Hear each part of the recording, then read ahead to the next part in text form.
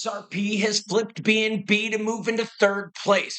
But what are the XRP whales doing? I've got some stats you need to see. We'll talk price action as well. Speaking of whales, Saylor, is he buying the dip or is he hodling? We got a new CFTC commissioner nomination who's super pro crypto. And vamos, Antigua.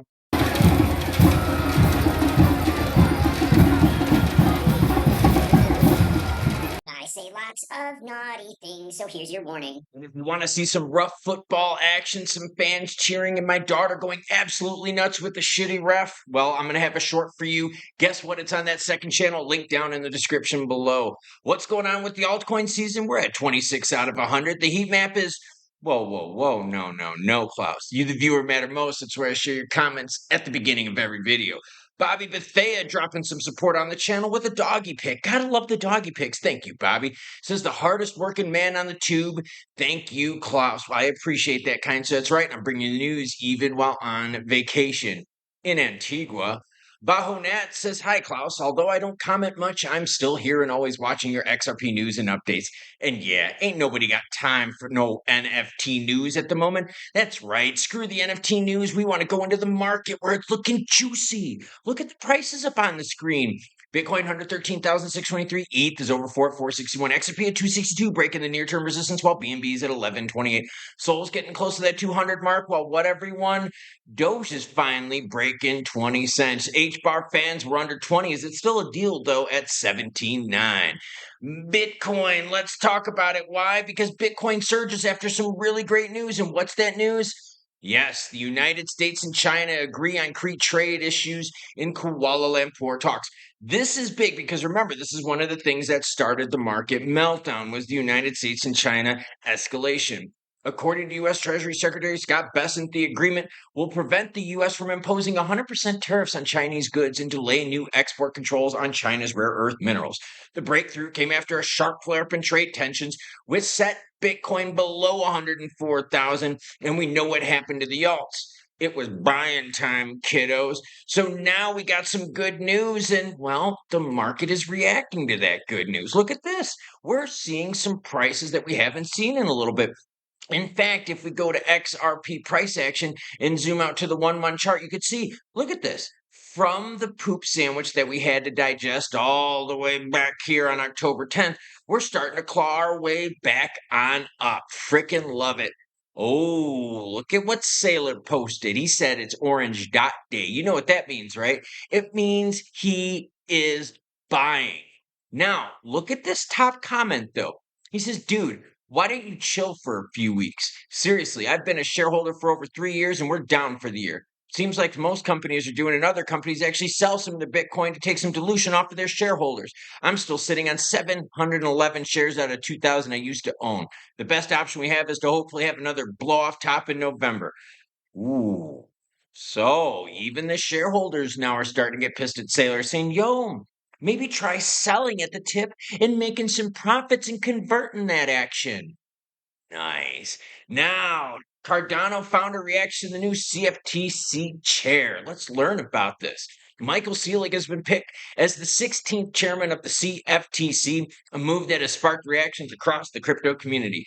Selig was the chief counsel for the SEC task force and has worked with with the CFTC task force and has been working with the SEC chairman, Paul Atkins, both Selig and David Sachs, the White House artificial intelligence crypto, which we know what happened to him. Selig in his X post said he will work tirelessly to facilitate well-functioning commodity markets. Well, what did he say? He said, I'm honored by President Trump to serve as the 16th chair of the CFTC. With the president's leadership, a great golden age for America's financial markets and a wealth of... Okay, stop sucking on his nuts, dude. We get it. You got nominated. Let's see if you can actually get confirmed, because remember, the Winklevoss twins were the ones that shut down Brian Quintana. So we're going to figure out here pretty soon if someone's opposing Selig. Now, what did Charles say about this? He said, Chairman Selig is going to do a great job at the CFTC. I have full confidence in his ability and leadership. The question is, though, will we get the regs to determine whether crypto is a security or a commodity? Because remember, the CFTC tackles commodities and the SEC tackles securities. XRP flips BNB to rank third as the largest cryptocurrency. So you got BTC, you got ETH, and you got XRP. Sounds like a pretty good trio to me. Oh shit, that rhymed. As of press time, XRP's market cap has climbed way high, over $158 billion. Now let's take a quick comparison look at XRP and BNB. What I got up on the screen right now for you is this. XRP is in blue and BNB is in the salmon color. Or am I colorblind and it's actually purple or orange or yellow or no, it's salmon color. All right, so over the last year, you could obviously see that XRP has blown the doors off of BNB. But do you notice BNB's kind of smooth upward chart action right here and then a little pumperoni and jumperoni? BNB's chart is very closely mimicking Bitcoin's. Now, let's zoom in a little bit and you're going to see a trend pop out. Over the 1 month, yes, BNB is up 20%, while XRP is down just a couple percent. What's interesting about this is think XRP still flips BNB as the third largest cryptocurrency, even though BNB over the last month has been, yes, outperforming it.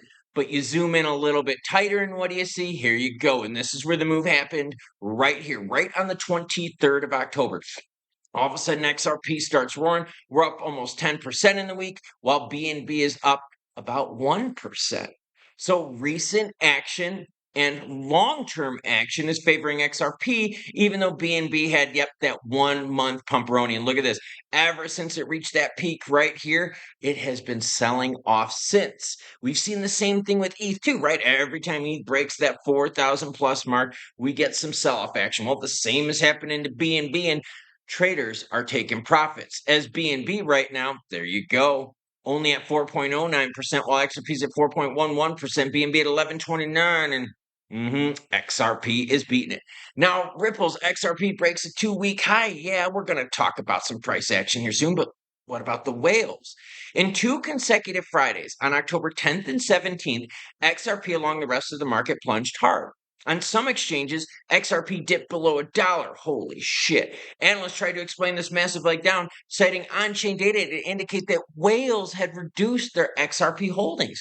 Similar reports continued following weeks, and almost every XRP correction was attributed to large investors getting out.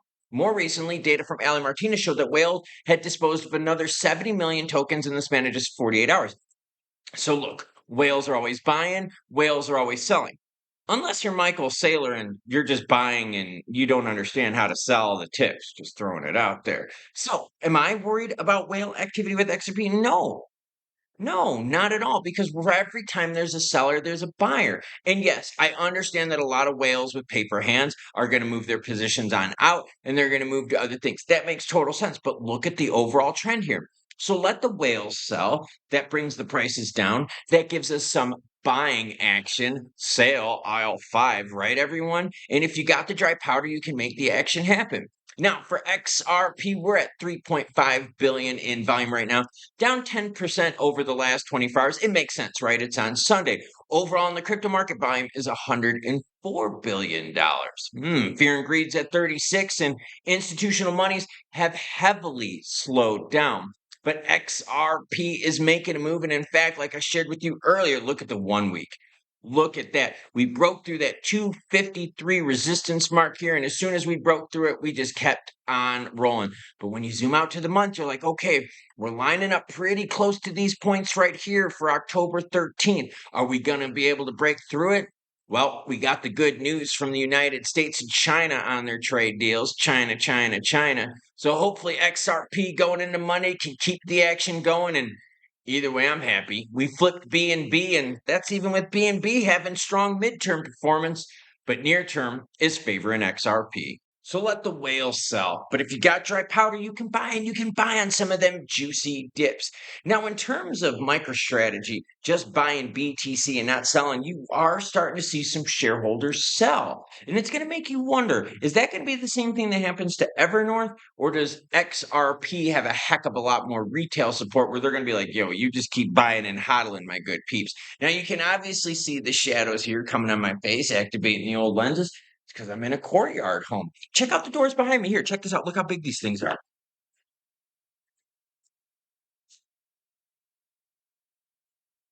Right? How How freaking cool is that? I'm going to have a tour of this Airbnb along with the soccer game that my daughter, oh, I'm sorry, football game. I'm in Antigua right now. The football game that my daughter and I went to last night, linked on the other channel. That's in the description down below and at the end of this video. But right now, all we need is the government shutdown to end and we can start roaring. We already got a little bit of positivity from the United States and China, and you've seen what it's done to the market. So let's see what happens this week with the government as, damn it. Come on. Did I just say we should see what happens with the government this week? They're probably not going to do jack shit. They're probably going to vote a few more times. No votes are going to come across, and we're just going to be sitting here twiddling our thumbs with our thumbs up our beeholes. So wait, we're twiddling thumbs in beeholes? Sounds like a pornog, doesn't it? That's not this channel. No, that's my other channel. No, it's not. My other channel is covering all the Antigua stuff, which popped up on the screen right now. So choo-choo what? Choo-choo USA China talks, choo-choo Antigua, choo-choo Guatemala, and vamos, vamos Antigua.